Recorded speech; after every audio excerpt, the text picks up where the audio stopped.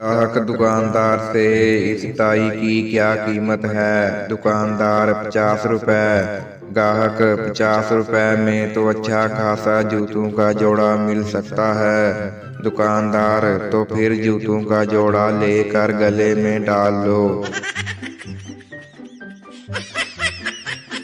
एक फकीर ने दरवाजे पर सदा लगाई, भूखा हूँ खुदा के नाम पर रोटी दे दें, आपके बच्चों को दुआएं दूंगा।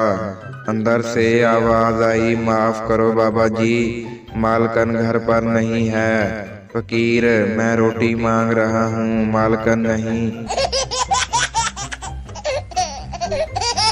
एक फरिश्ता आया, उसने दो लोगों से पूछा, कौन हो? बोले, मुसलमान।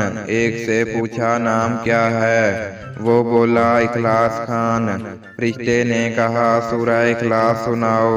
उसने जल्दी से सुना दी और बच गया। फरिश्ते ने दूसरे से पूछा, नाम क्या है? वो बोला, नाम तो यासीन है, मगर प्यार से मुझे कोसर कोसर कहते हैं।